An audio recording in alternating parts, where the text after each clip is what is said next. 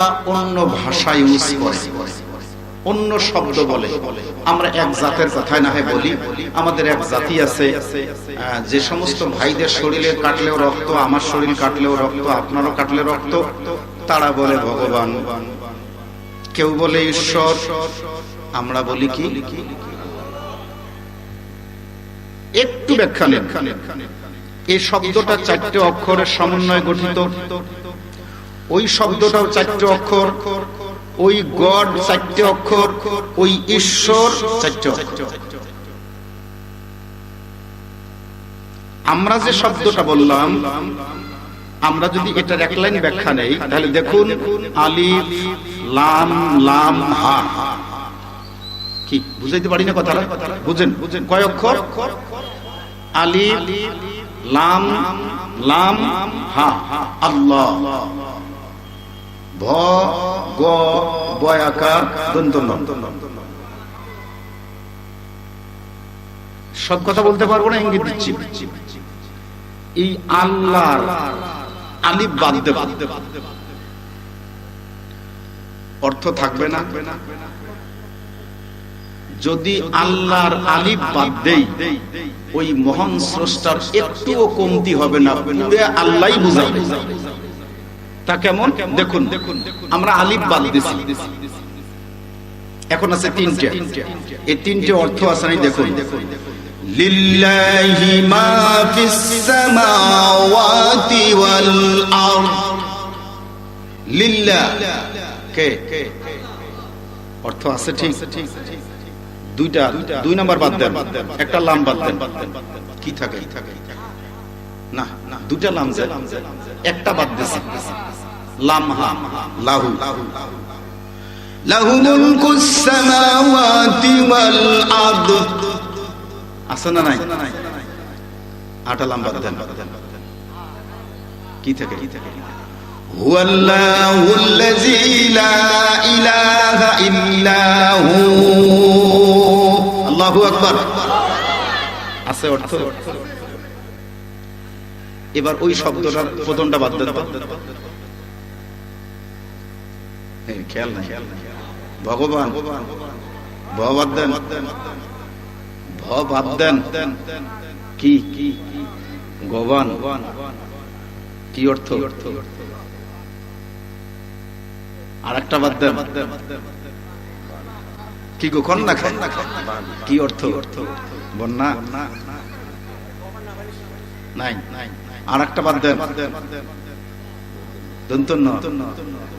সর্বশেষ না হয় কইবেন নারায়ণ।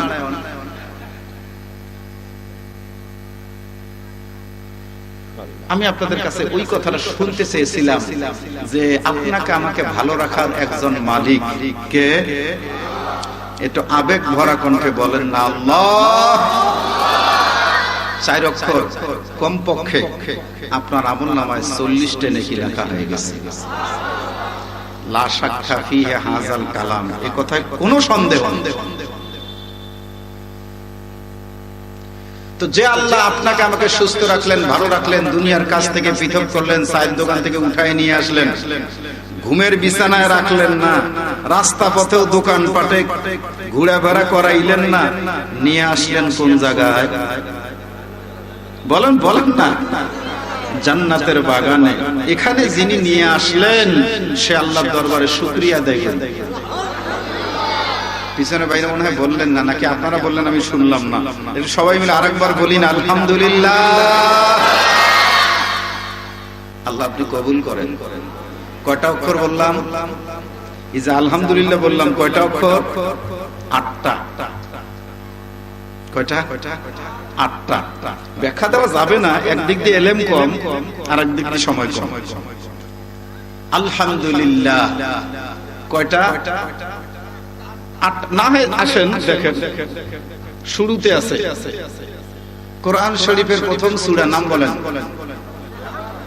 সূরার নাম বলেন, সূরা ফাতিহা। আমরা বাংলাতে কই আলহামদুলিল্লাহ সূরা, কিন্তু আসলে সূরা কি আলহামদুলিল্লাহ সূরা? সূরাতুল ফাতিহা, যদিও 20টা নাম আছে, আমরা ফাতিহা নামে চিনি, তাই না?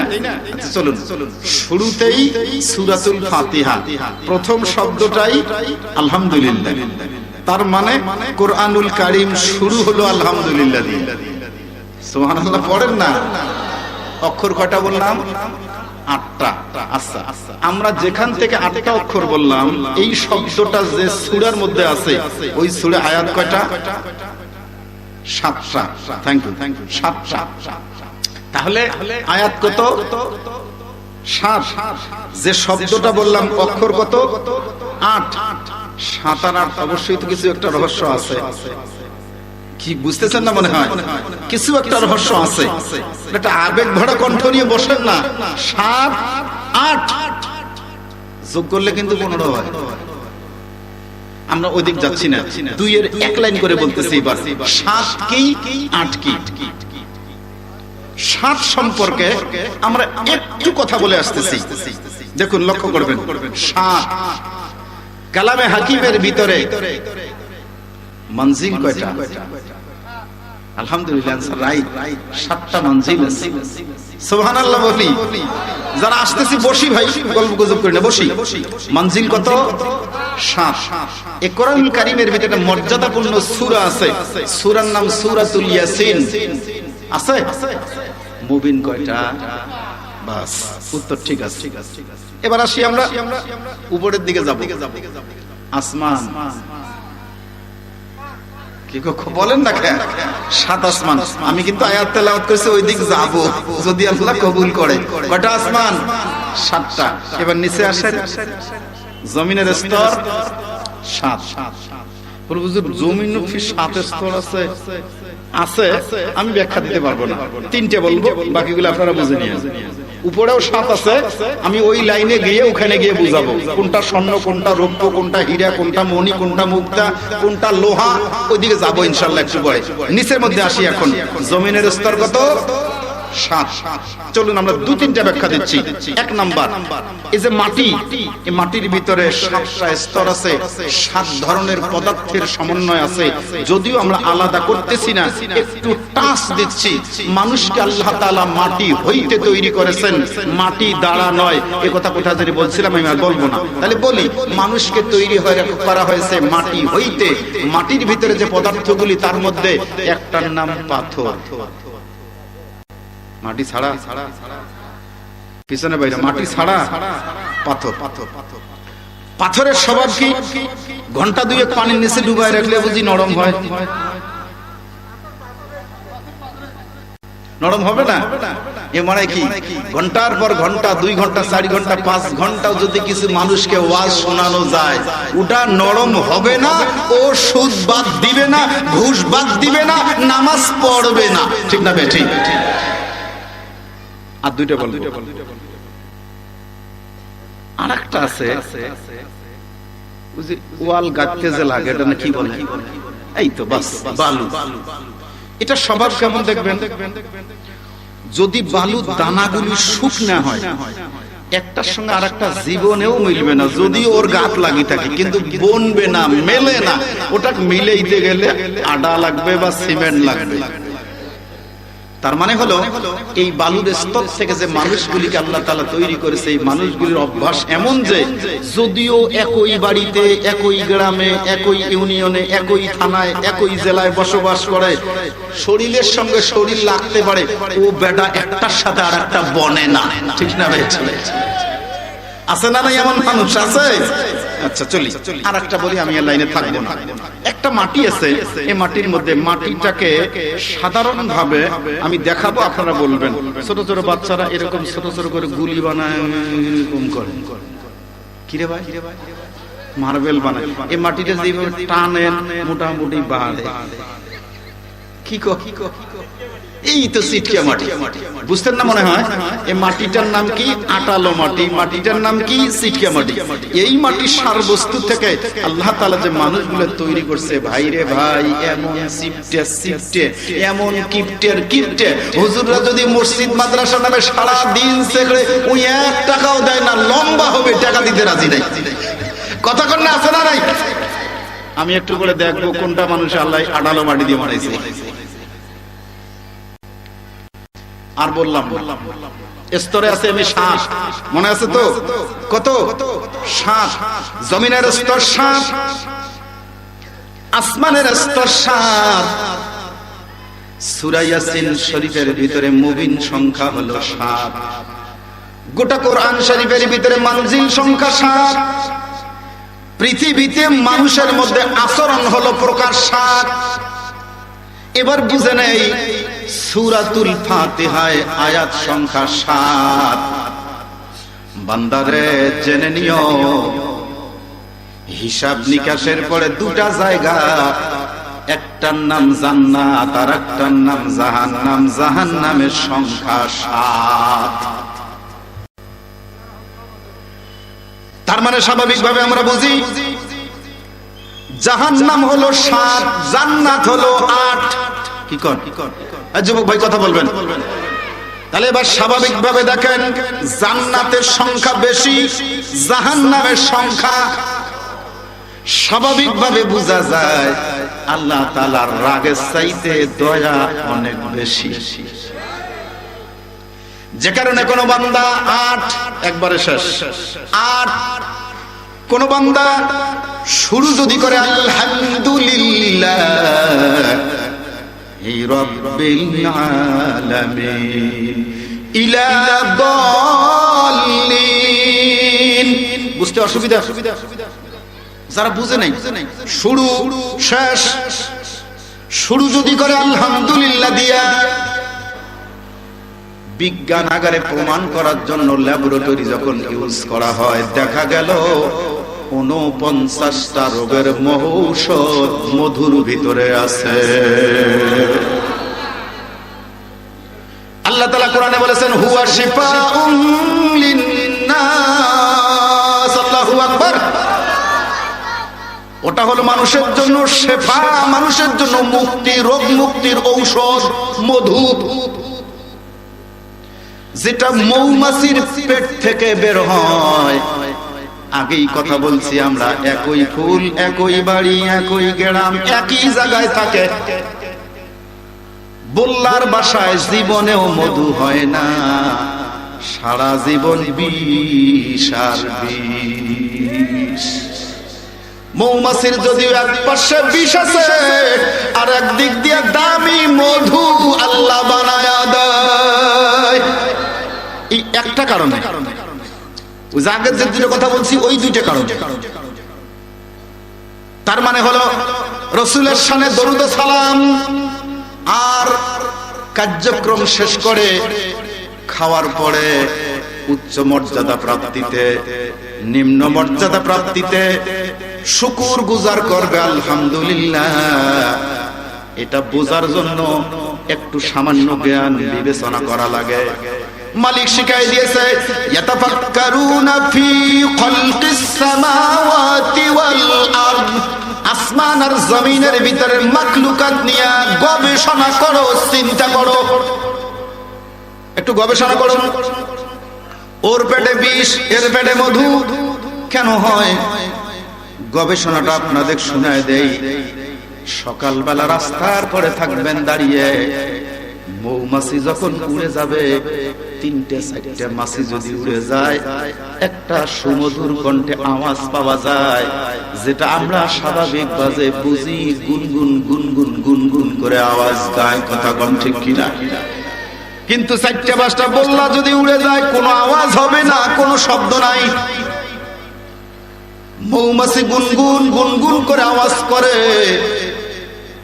সুলাইমান নবী জিজ্ঞেস করে মধুমক্ষিকা কি ফিয়া নাহল, মধুমক্ষিকার দল থাম, বিমা তাকুল, তোমরা কি বলতেছিলা? মধুমক্ষিকা জবাব দেয়, পয়গম্বর শুনে রাখো, আমরা বাসার থেকে বের হলাম খাদ্য আহরণের জন্য, বিভিন্ন ফুলে বলব বের হলাম, একটা কথা বলে যাই, ফেরত আসার সময় আর একটা কথা বলি। তার মানে বিভিন্ন জায়গা থেকে রস নিছি, ওই রসগুলি উদরের মধ্যে নিয়ে এবার নিজ বাসার দিকে রওনা দিয়েছি। আপনি ডাক দিলেন, থেমে গেলাম। ওই কথাটা আমাদের বন্ধ হয়ে গেল। সেটা হলো আমরা আল্লাহর নামের শুকরগুজার করতেছি। কেউ বলেছেন আলহামদুলিল্লাহ, কেউ বলেছেন সুবহানাল্লাহ, কেউ বলেছেন আল্লাহ আল্লাহ আল্লাহ আল্লাহ। বলতে বলতে মৌমাছি গুনগুন আওয়াজ করে মৌচাকে ফিরে যায়। মৌমাছি গুনগুন করে আওয়াজ করে মালিকের নাম জিকির করে, স্মরণ করে। এজন্য মালিক গোপন কায়দায় পেটের ভিতরে মধু বানায় দেয়। বললা কিছু কয় না, মধুও হয় না। এটা যদি বুঝে থাকো, সহজ কথাটা বলে দিয়ে যায়। একই গ্রামে বস করে, একই বাপ, একই মা, একই সমাজ, একই থানা, একই জেলা, একই দেশ। হতে পারে দেখতে সব মানুষ সমান।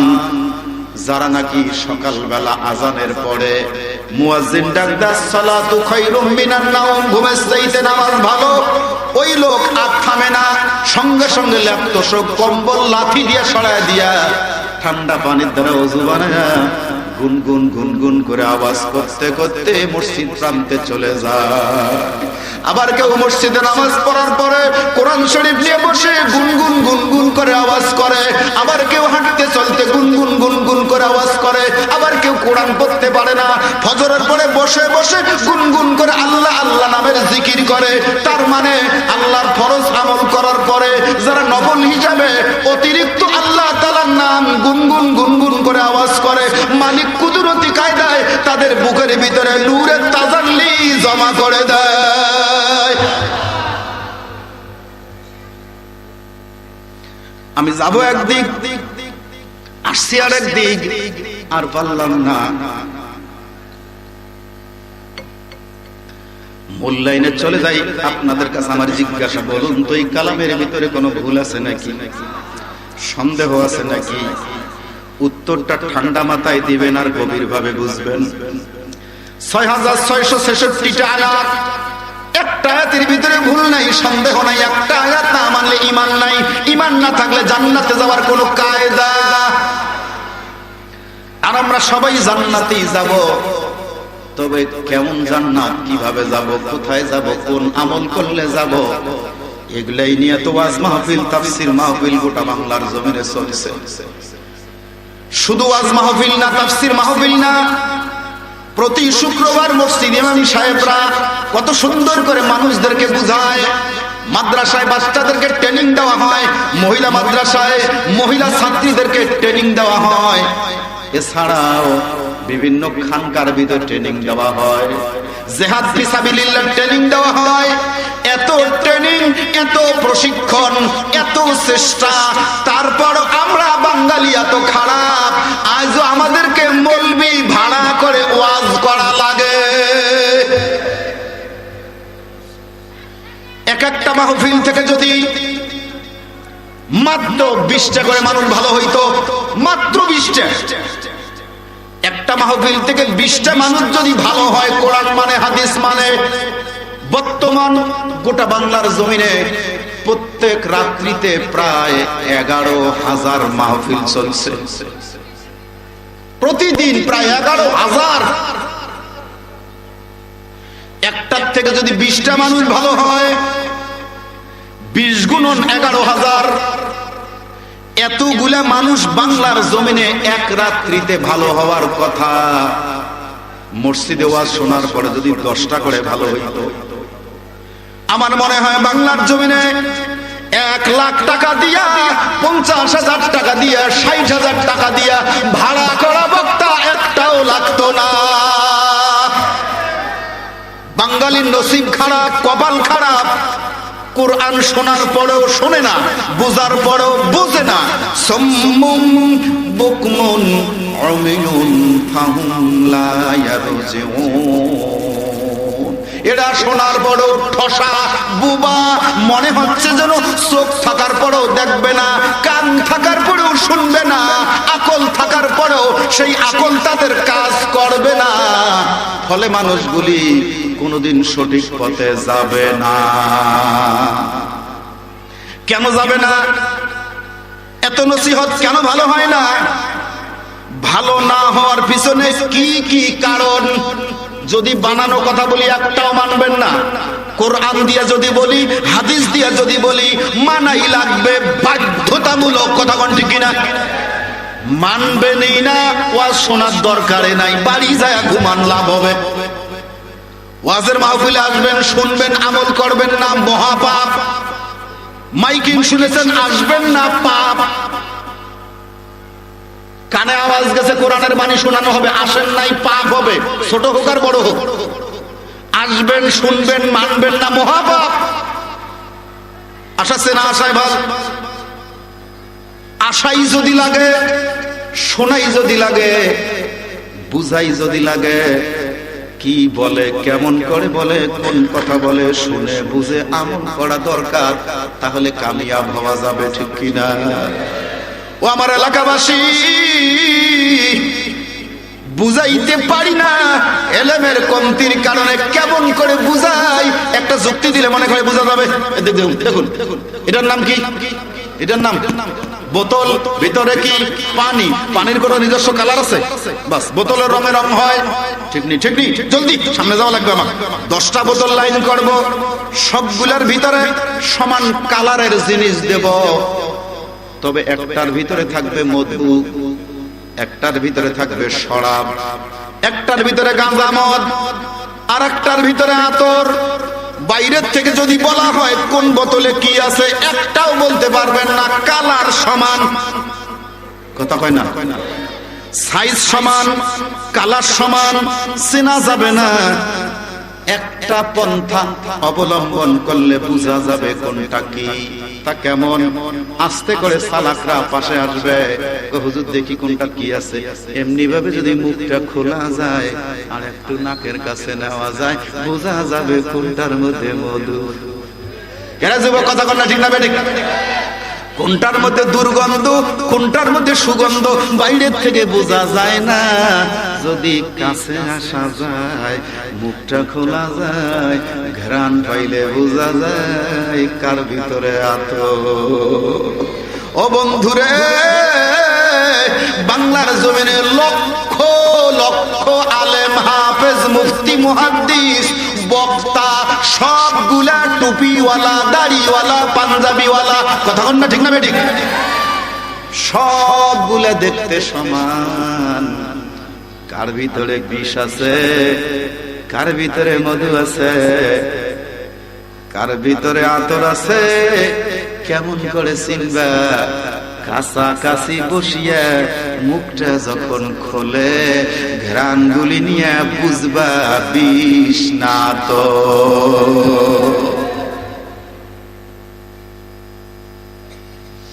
এজন্য কাছে বস। আমার এলেম নাই, বুঝাইতে পারি না। মালিকের কালাম তেলাওয়াত করে শুনাইতে চাইছিলাম, যে আয়াত পড়েছি ওই আয়াতের দিকে যাই, মনে হয় ভূমিকাতে 2 ঘন্টা লাগবে। আমি কেমন করে যাব আল্লাহ ভালো জানে। আমার মালিক বলেন, সুবহানাল্লাযী আসরা বিআবদিহি লাইলাম লাইলাম মিনাল মাসজিদিল হারাম ইলাল মাসজিদিল আকসা।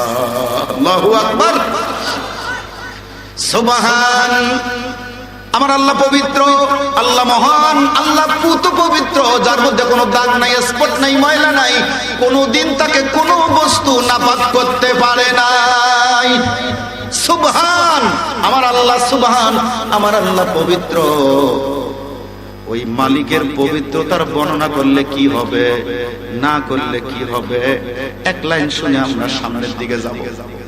আমার মালিক বলছে, সূরা বনী ইসরাঈল তেলাওয়াত করেছে, সুবহানাল্লাযী, আল্লাহ পবিত্র, সেই আল্লাহ, যিনি আল্লাহ, তিনি আল্লাহ। পরের কথা পরে যোগ হবে। ওই মহান আল্লাহ পবিত্র। এখন কোন মানুষ যদি সারাদিন বলে আল্লাহ পবিত্র, আল্লাহ পবিত্র, আল্লাহ পবিত্র, তার জন্য কি হবে? কোন মানুষ যদি বলে আল্লাহ অপবিত্র, আল্লাহ অপবিত্র, আল্লাহ নাপাক, তার জন্য কি হবে? মানুষ যদি বলে আল্লাহ নাপাক হবে, জ্ঞানীরা কথা বল, কেউ যদি বলে আল্লাহ নাপাক, আল্লাহ কি নাপাক হবে? কেউ যদি বলে আল্লাহ পাক, তাতে কি আল্লাহ লাভ হবে? এতে কি লাভ ক্ষতি এক লাইনে বুঝে নেই। ধরে নেন আপনার বাড়ির পাশে একটা পুকুর আছে, পুকুরটা পানি দিয়া ভরা, কিন্তু আপনি কি করলেন, মোটর স্টার্ট দিয়া ক্যানেল দিয়ে পুকুরে পানি দিচ্ছেন, পুকুর কিন্তু ভরা। ভরা পুকুরে পানির দরকার নাই। সাধারণ মানুষ দেখলে বলবে পাগল, ফিরে পুকুরটা ভরা পানি দিস কেন? ও চুপ করে থেকে 2-3 মিনিট 10 মিনিট মোটর চালায়া, মোটরের সুইচটা যদি অফ করে, শ্যালো মেশিনটা অফ করে দাঁড়ায় থাকে, দেখবে মেশিন বন্ধ হলে ওই ক্যানাল দিয়ে অল্প কিছু পানি ব্যাক করে। কে জ্ঞানীরা বুঝলেন না? ভরা পানি একটু জুলুম করে দিলাম ঢাকায়া, ওখান থেকে কিছু পানি লাইন দিয়ে আসে। কথা কোন ঠিক? মানে কি, আমার মালিক পবিত্র, আমার আল্লাহ পবিত্র, কেউ বললেও পবিত্র, না বললেও পবিত্র। পুকুর ভরা, পানি দেওয়ার কি দরকার? আল্লাহ পবিত্র বলার কি দরকার? তবে আমার যে উদ্দেশ্য, যেই লাইন দিয়ে পানি দেব, ওই পানিতে যেন কিছু পানি আসে। তার মানে বুঝলি না, আমি আমার মালিকের পবিত্র বলবো, আমি আমার মালিকের পবিত্র বলবো, বলবো তো বলবো, বলতে বলতে আসি, মালিক দেখে বান্দা, বান্দির আমি পবিত্র। বারবার যখন বলতেছি যা রে বান্দা যা, ও ফেরেশতারে শুনে নে, যেই বান্দা আমারে পবিত্র বলে, যেই বান্দি আমারে পবিত্র বলে, মৃত্যুর আগ মুহূর্ত হলেও ওর জীবনের গুনাহ মাফ করা, পবিত্র বানায় দাও।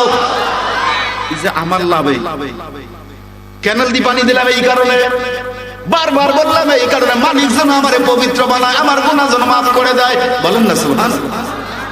সে কথাই বলছে সুবহান, আমার আল্লাহ পবিত্র, মহান সত্তা পবিত্র, যিনি আল্লাযী, সুবহানাল্লাযী আসরা। নিশ্চয় করে বুঝতেছেন, আসরা রাত্রিকালীন সফরকে বলা হয়।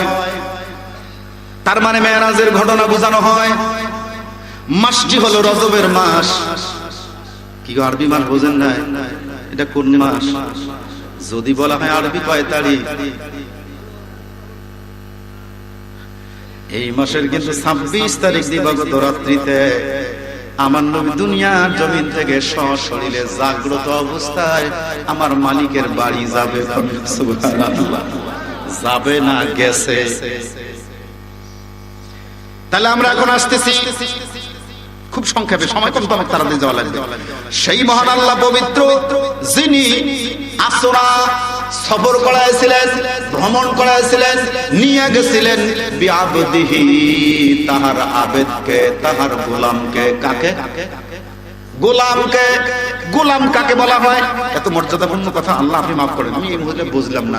আবদিহি, কেউ যদি মালিক, মালিক যদি কাউকে আবেদ বলে, গোলাম বলে, আমার দাস বলে, দ্যাট ইজ ফাইনাল, সেটা কামিয়াব হয়ে গেছে।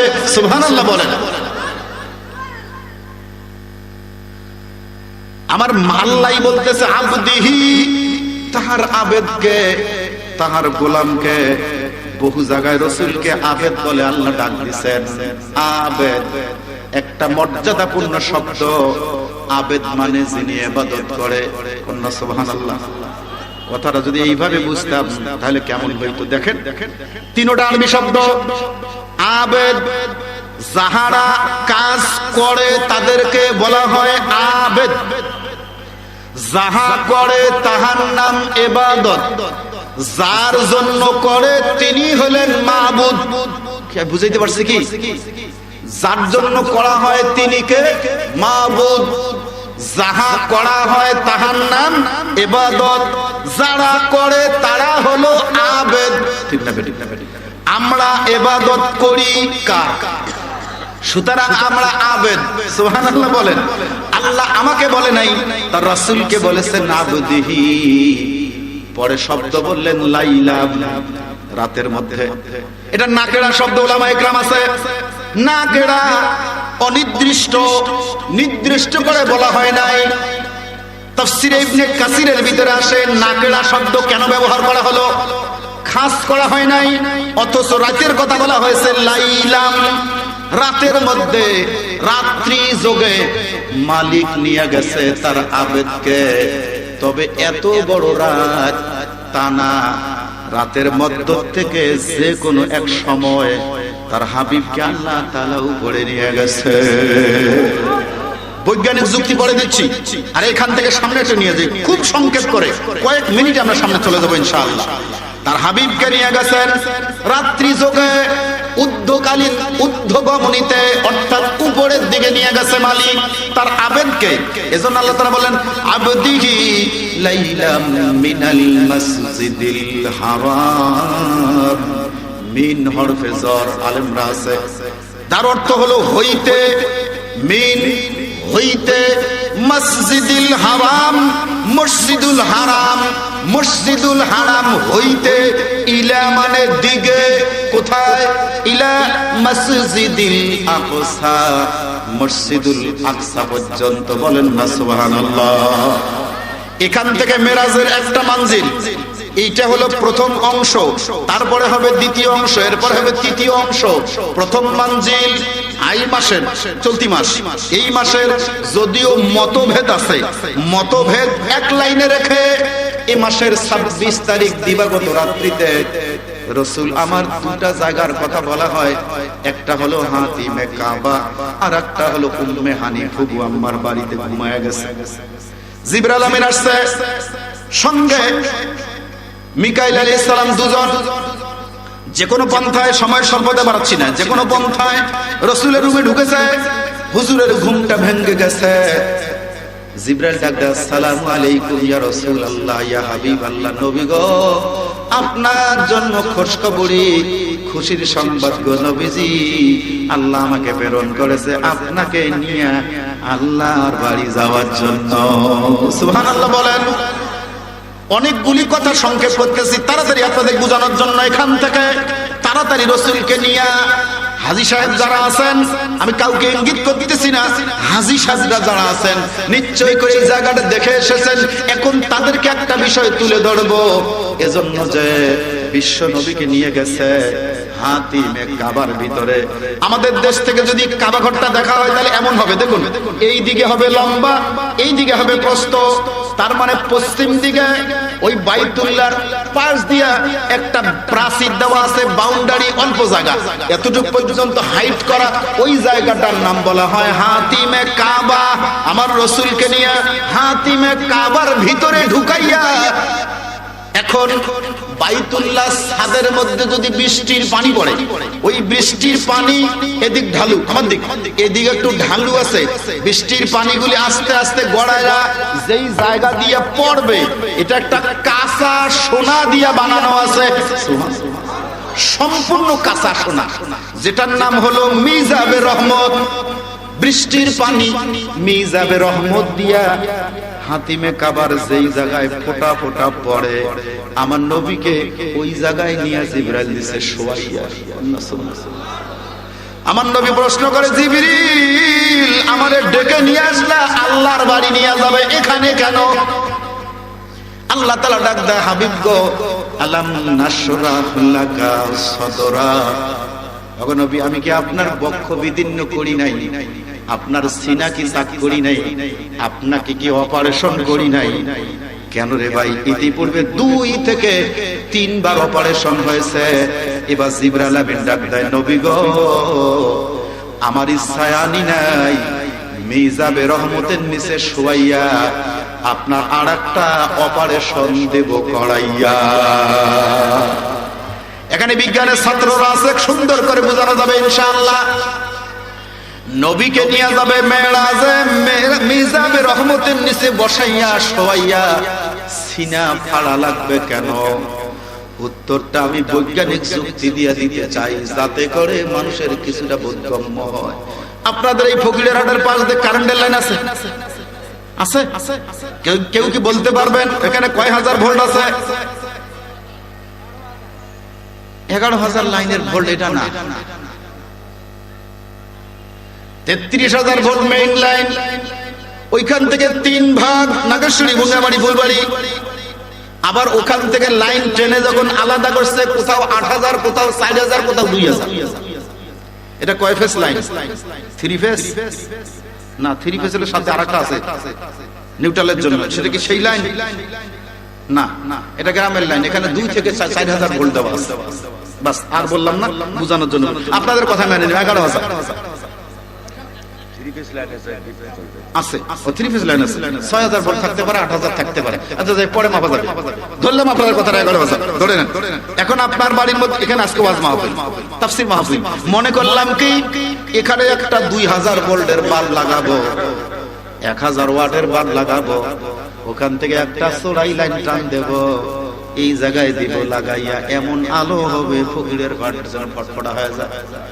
এমন চালাকি করে, মেইন লাইন থেকে একটা লাইন যদি নিয়ে এখানে লাগায় দেওয়া যায়, 1 সেকেন্ডও লাগবে না, মুহূর্তের মধ্যে কিন্তু বাল্বটা বাস্ট হয়ে যাবে। কেন বাস্ট হবে? পিছনে একটা কারণ। আপনারা যারা চালাক, এখনই বাড়ি যাবেন, আপনার বাড়িতে যে লাইট আছে, ওই লাইটের ডানে বামে সামনে উপরে নিচে লেখা আছে 220/240 ভোল্ট। কতক্ষণ ঠিক নেবে? এই 220 ভোল্ট দিয়া লাইট, ফ্যান, এসি, ডিসি যত আছে সব চলবে। 280 যদি হয় বাস্ট হয়ে যাবে, কুলাইতে পারবে না। তোমার লাইন 11000, তোমার বাল্ব হলো 1000, লাগার সাথে বাস্ট হয়ে যাবে। এজন্য কি করা হয় দেখবেন, চালাকি কি করা হয়, মেইন লাইন 11000 থেকে আপনার ওই পোলের পাশে একটা বোতল লাগায় দেওয়া হয়। এই যুবকরা কোন জায়গায়? ট্রান্সফরমার, এই ট্রান্সফরমার লাগায় দেওয়া হলো। 11000 লাইনের একটা তার ট্রান্সফরমার উপরের লাইনে দিছে লাগাইয়া, নিচের দিকে একটা বের করে দিছে, এটার মধ্যে 220। 11000 ভিতরে ঢুকাইয়া মাইনাস করে নিচের দিয়ে 220 দিছে। 220 দিয়ে লাইট চলবে, ফ্যান চলবে, এসি চলবে। তার মানে ভোল্ট ক্যাপাসিটি করে দিয়া সমান্তরাল করে দিছে, ব্যবহারের উপযোগী করে দেওয়া হয়। 11000 লাইন যদি লাইট ফ্যান দেওয়া হয়, একটাও টানাবে না, সব বাস্ট হয়ে যাবে। এবার হাবিবকে ডাক দেয়, জিবরাইল ডাক দেয়, নবী গো, বিদ্যুতের লাইনের 11000 ভোল্ট, 1000 ভোল্ট ওয়াট বাল্ব লাগাইলে বাস্ট হয়ে যায়, টেকে না। আপনার ভিতরে যতটুকু সক্ষমতা, আপনার ভিতরে নূরের তাজাল্লি সহ্য করার মতো যতটুকু ক্ষমতা, এই ক্ষমতা নিয়ে আল্লাহ তাআলার নূর যদি দেখতে যান, আরশে আজিম যান, কুলাইতে পারবেন না, বাস্ট হয়ে যাবেন। এজন্য মিজাবে রহমতের নিচে শোয়াইয়া জিবরাইল আমিন অপারেশন করে 4টা ট্রান্সফরমার লাগায় দেওয়া হয়। যেটা 4টা ট্রান্সফরমার কারণে 4 প্রকারের দক্ষতা, যোগ্যতা, অভিজ্ঞতা নবীজির বেড়ে যায়, যেটা আল্লাহ তাআলার নূরের তাজাল্লি সহ্য করতে পারে, সরাসরি মালিকের সাথে কথা বলতে পারে। আপনারা নিশ্চয়ই করে শুনেছেন, মুসা নবী তুর পাহাড়ে দাঁড়া ডাক দেয়, রব্বি আরিনি, এ মালিক দেখা দে, মালিক রে দেখা দে। আল্লাহ কয়, লাম তারানি, পারবি না, সহ্য করতে পারবি না। মুসা নবী রাগী নবী, জেদি নবী, মানি না, মানবো না, যাবো না, দেখা দিতে হবে। অত্যন্ত জালালি কাজামান নবী, রাগান্বিত নবী। বুখারী আসছে, রাগের কারণে পাগড়ি খুলে তুছে, জিবরাইল আনি পাগড়ি পড়ায় দেয়, পাগড়ি ফাগড়ি ধুমে ভিড়ে, এত রাগ। এই নবী ডাক দিছে, মালিক রে দেখা দিবি না, আমি যাব না, দেখা না দিলে যাব না। অবশ্যই রব্বুল আলামিন 70000 নূরের পর্দা, কিয়দংশ নূরের তাজাল্লি তুর পাহাড়ে দিছে ছাড়িয়া একটা আন্তঃমহাদেশীয় ক্ষেপণাস্ত্র, যার 15000 কিলোমিটার পর্যন্ত রেঞ্জ। এত ক্ষমতা সম্পন্ন একটা মিসাইল যদি ছুড়ে দেয়, 2 বিলিয়ন মানুষ মারা যাবে। নূরের তাজাল্লি 70000 ভাগের 1 ভাগ পৃথিবীর জমিনে ছেড়ে দিলে, তুর পাহাড়ে যখন পড়ে যায়, পাহাড়টা পুড়ে ছাই হয়ে গেছে, পাথরের পাহাড় আগুন লেগে গেছে, আগুন দিয়ে ভস্মীভূত হয়ে গেছে। ওই পাথরের ছাইকাই উম্মতে মুহাম্মাদি আজও চোখের উপর সুরমা লাগায়। তুর পাহাড় পুড়ে গেছে, মুসা নবী বেহুশ হয়ে গেছে। জিবরাইল আমিন ডাক দেয়, নবী গো, আপনি সহ্য করতে পারবেন না। মুসা নবী সহ্য করতে পারে নাই, আপনিও পারবেন না। ট্রান্সফরমার লাগাই দিয়া এবার হাবিবকে নিয়ে যাবে উপরের দিকে। আমি পারলাম না রে ভাই। এবার নবী একবারে আরশে আজিম গেছে। মাঝের কথাগুলো বাদ দিলাম, তার মানে আলহামদুলিল্লাহ বলে দলিল বলছি, আপনার মনে নাই? এখন আমিও শেষ লাইনে গেলাম, এখান থেকে ট্রান্সফরমার লাগায়া আমার নবীকে আরশে আজিম নিচে, সুবহানাল্লাহ পড়েন। এখন কি কথা হয়, আল্লাহ তাআলা ডাক দেয়, হাবিব কোন নবীকে আনি নাই, আপনাকে নিয়ে আসলাম এত উপরে। আবার নবী বন্ধু আমার বাড়ি আসছো, কি নিয়ে আসছো? হাদিয়া দাও। সুবহানাল্লাহ। আল্লাহ বলতেছে, হাবিব রে হাদিয়া দাও, আমার বাড়ি আসছো, কি নিয়ে আসলা? দুলাল নবী আমার কি বলবে? মাথাটা নিচু করে ডাক দেয়, মালিক রে আমি তো খালি হাতে আসি নাই, আমি নিয়ে আসছি কি? মালিক তুমি হাদিয়া নাও। আল্লাহ কি খায়? আপেল কমলা সন্তরা খাবে? হাদিয়া দিচ্ছে আমার হাবিব। কি মজার কথা রে ভাই। দেখুন আমরা নামাজের ভিতরে যখন তাশাহুদে বসে যাই তখন বলি আত্তাহিয়াতু লিল্লাহি ওয়াস সালাওয়াতু ওয়াত তাইয়্যিবাত, আল্লাহু আকবার। মালিক রে সব তোমার জন্য নিয়ে আসছি, তোমার জন্য পবিত্রতা, তোমার জন্য সালাত, যত কিছু সব তোমার জন্য নিয়ে আসছি। দেখুন বন্ধু বন্ধুর বাড়িতে গেছে, 1 কেজি মিষ্টি নিয়ে গেছে, বন্ধুকে ওই মিষ্টি দিয়ে বিদায় দিবে। আপনার কথা বুঝেন না? বন্ধু বন্ধুর বাড়ি গেছে 1 কেজি মিষ্টি নিয়ে, ওই বন্ধু কি বোকা? ওর মিষ্টি ওক দিবে? ওয়াগা ভাগা রেডি করছে, আপেল কমলা সন্তরা, ঠিক না বেটি? তার মানে উচিত হলো বন্ধু যা নিয়ে আসছে তাই দেওয়া যাবে না, তার চাইতে বাড়ায় দেওয়া লাগবে। সুবহানাল্লাহ। এবার হাবিব হাদিয়া দিচ্ছে আল্লাহকে, আমি এই নিয়ে আসছি।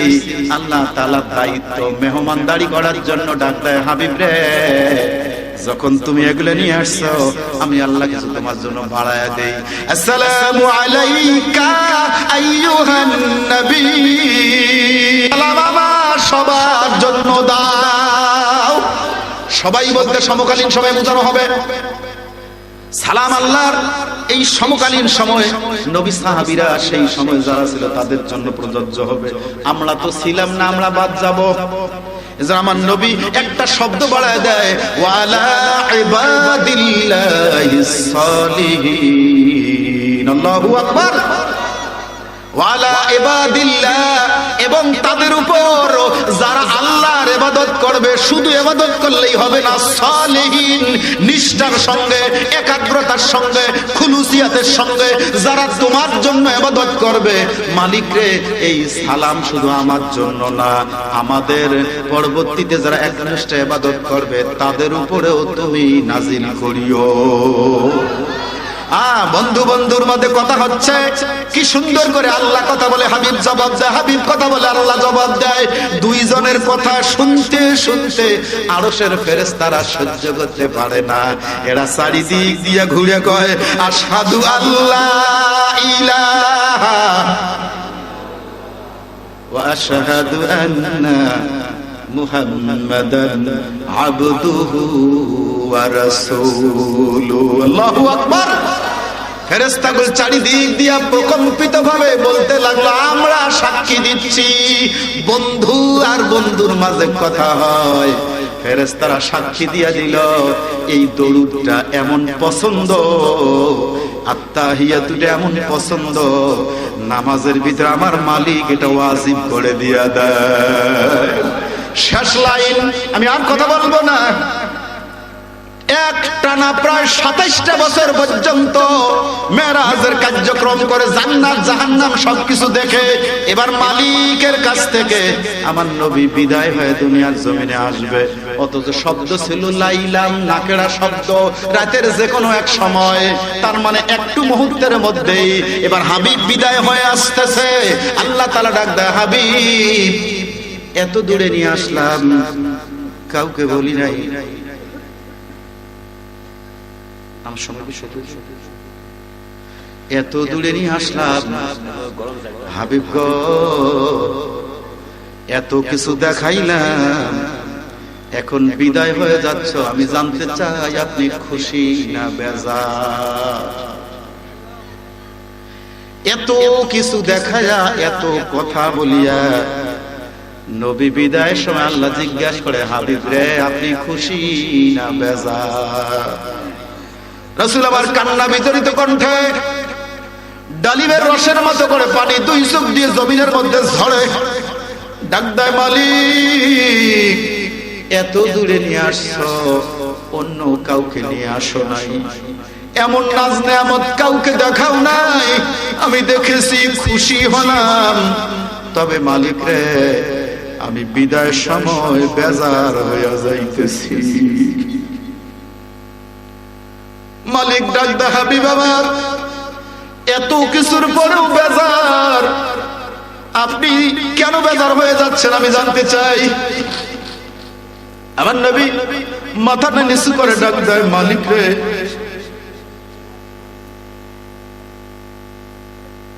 ও মালিক, এত কিছু দেখলাম, এত কিছু পাইলাম, ভালো লাগলো, খুশি হলাম, বিদায় হয়ে যাচ্ছি।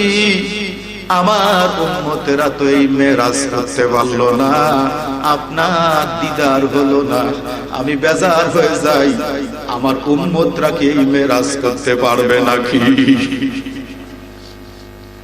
আমার আল্লাহ হাবিব খুশি করার জন্য এতদিন নিয়ে আসছি, আপনাকে বেজার করাবো না। ও হাবিব রে, ওয়াদা দিলাম, আসসালাতু মিরাজুল মুমিনিন।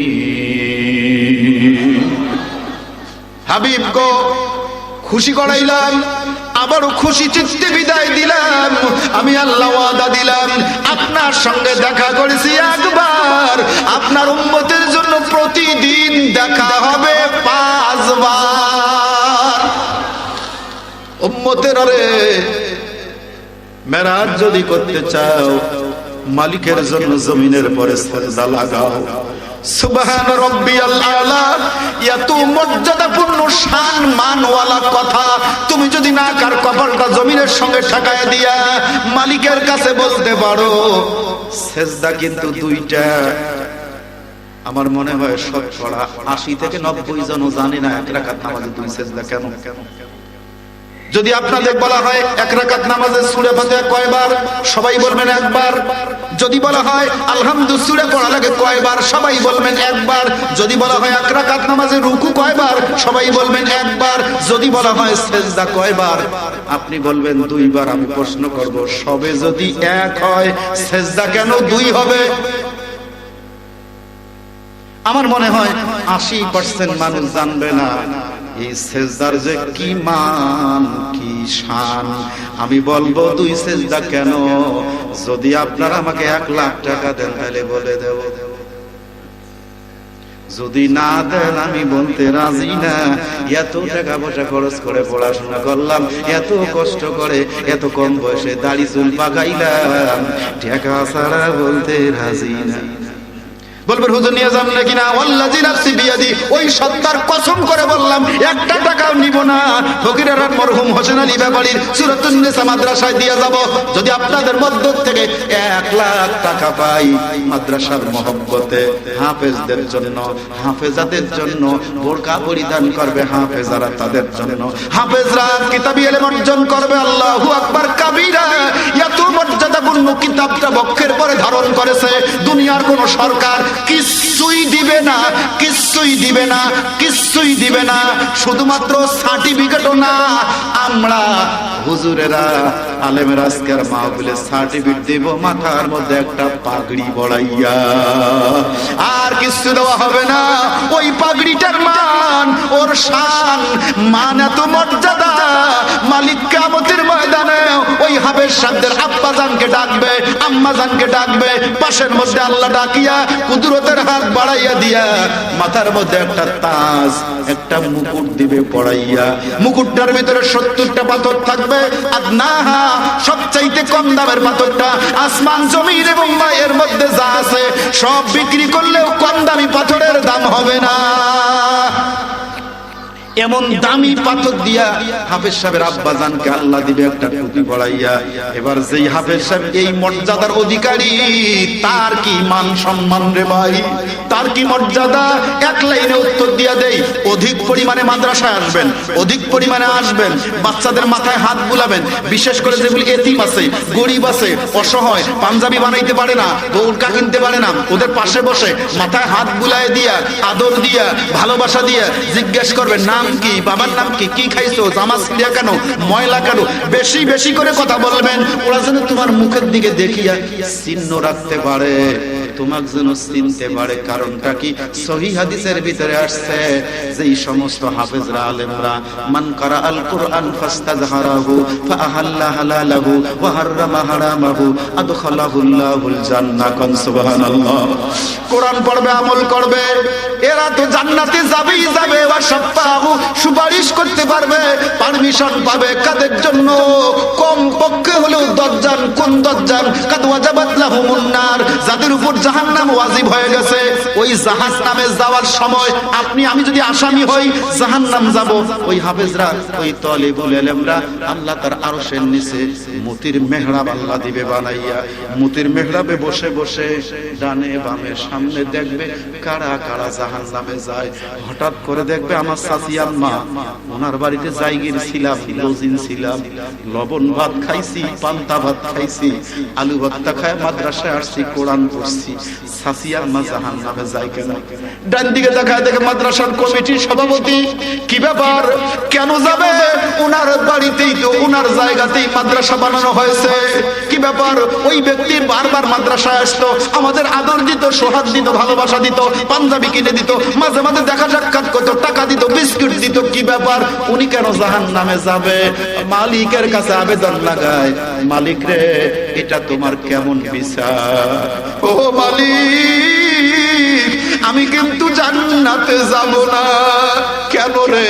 তুমি না ওয়াদা করেছো মান জাআ বিল হাসানা ফালাহু আশরু আমসালিহা, একে 10 হবে। ও মালিক, তুমি না ওয়াদা দিয়েছো আমি 10 জনকে নিতে পারবো। মালিক, আমি একা যাব না, 10 জন চাই।